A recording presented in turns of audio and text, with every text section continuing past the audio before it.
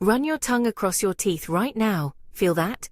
That slight roughness, that thin layer of sensitivity you've probably been ignoring? That's not just texture. That might be your enamel. And if you've been whitening your teeth the way most people do in 2026, you may have already started losing something you can never get back. Here's what nobody tells you when you're standing in the drugstore aisle, staring at rows of strips, gels and LED trays all promising Hollywood white results in 14 days. Enamel doesn't regenerate, ever. Your body cannot rebuild it. Once it's gone, it is permanently gone. And the whitening industry, worth over $7.4 billion globally this year alone, is not particularly motivated to lead with that sentence. So let's talk about what actually works. What's safe? And what's being quietly sold to you under the label of enamel safe that really, genuinely isn't. The first thing you need to understand is that tooth discoloration comes from two completely different places, and treating them the same way is exactly how people end up with teeth that are whiter but weaker. Extrinsic stains sit on the surface of your enamel. Coffee, red wine, tea, dark berries, cigarettes.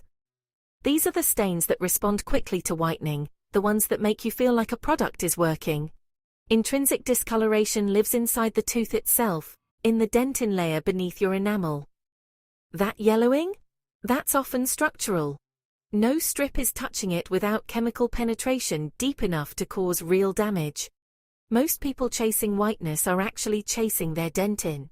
And that matters more than almost anything else in this conversation.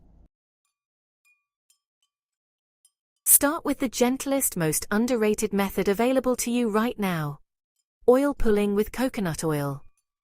Before you scroll past that, stay with it for a second. A 2015 study published in the Journal of International Society of Preventive and Community Dentistry showed that oil pulling reduced Streptococcus mutans, one of the primary bacteria responsible for plaque and surface staining, significantly after just 2 weeks of daily practice. 15 to 20 minutes first thing in the morning, swishing about a tablespoon of coconut oil before you brush. It doesn't bleach. It doesn't strip. It removes the biofilm that holds surface stains in place. Your teeth don't feel scoured afterward. They feel clean. There's a difference, and once you notice it, you don't forget it. Next, activated charcoal. You've seen it everywhere. Black toothpaste, black powder, black everything. Here is the actual clinical truth. Activated charcoal is highly abrasive. The American Dental Association has not approved any activated charcoal dental product, and a review in the British Dental Journal found insufficient evidence that charcoal products whiten teeth at all, while noting that long-term use likely wears down enamel. The motif here is important. Visible, dramatic. Black paste on your teeth feels like it's doing something powerful. But sometimes the things that feel most aggressive are the most destructive. Hold that thought. Now let's talk about the tools that actually have clinical backing, and how to use them without crossing the line that costs you enamel. Hydrogen peroxide is the active bleaching agent in virtually every professional and over-the-counter whitening product on the market. The critical variable is concentration and contact time. At-home whitening strips typically contain between 3 and 10% hydrogen peroxide.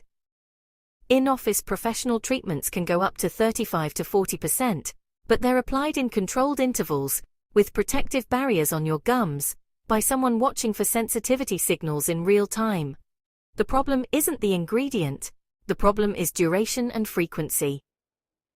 Studies show that hydrogen peroxide at concentrations above 10%, used for extended periods, can cause measurable dentin exposure and increase tooth sensitivity by demineralizing the enamel surface.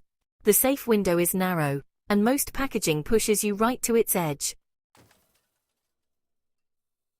So if you're going to use strips, and they really do work for extrinsic staining when used correctly, make sure to use the lowest available concentration, no more than twice a year, and never more than the recommended contact time. Leaving strips on longer doesn't make your teeth whiter any faster. In fact, it just makes them more porous, more vulnerable, and honestly, a lot more sensitive to every hot and cold thing you consume for months afterward. There's actually one ingredient that most people, completely overlook, even though dentists consider it one of the most protective substances you can add to your oral routine, alongside any whitening protocol. That ingredient is nano-hydroxyapatite. It's a bioavailable form of calcium phosphate, which, by the way, is the same mineral that makes up 97% of your tooth enamel, and when it's used in toothpaste, it remineralizes microdamage on the enamel surface, reduces sensitivity, and creates a physical barrier that makes staining way less likely to readhere.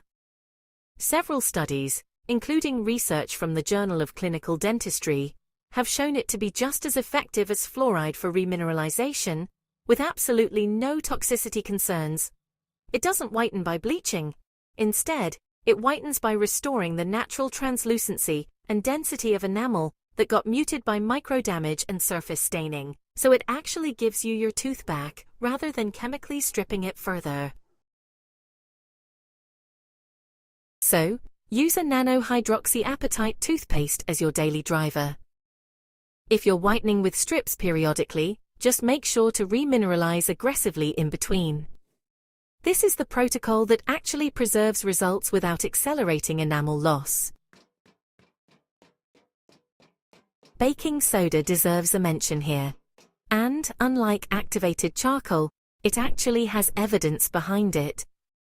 The Journal of the American Dental Association published a review confirming that baking soda toothpastes are significantly less abrasive than most conventional whitening toothpastes, effectively remove surface stains, and are generally safe for daily use.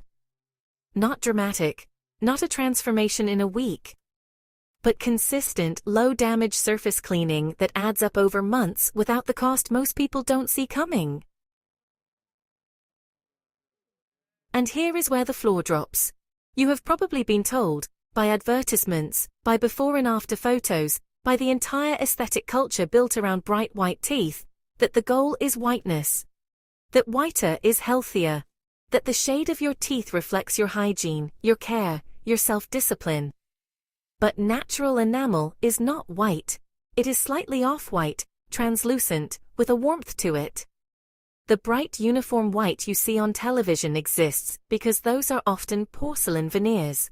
Restorations placed over teeth that in many cases have had their enamel deliberately filed away to make room for the covering.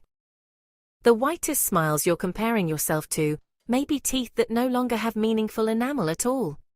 You are chasing a shade that, in its natural form, was never supposed to exist. The whitening industry doesn't sell you health. It sells you a visual metric that has no relationship to how strong or how protected your teeth actually are. Which puts you in an uncomfortable position right now, doesn't it? Because you came here for the best ways to whiten. And the truest answer is, whiten gently, remineralize consistently, and examine with real honesty whether the shade you're chasing is worth the structural cost of chasing it. Oil pulling, nano-hydroxyapatite, baking soda-based pastes, professional-grade strips used sparingly, twice a year at most. This is the honest protocol. It will not turn your teeth into a filtered Instagram photo. It will make them measurably cleaner, healthier, and meaningfully brighter, without eating the one layer of protection your teeth will ever have. The question you have to sit with is this. If you knew that every degree of whiteness above your natural enamel shade was permanently costing you structural protection, and that the damage is invisible until it suddenly, irreversibly isn't, would you still choose the brighter shade? There's no clean answer. Most people would hesitate. Most people would still reach for the strips, and the industry knows exactly that about you. The most dangerous beauty treatments are the ones that work just enough to keep you coming back.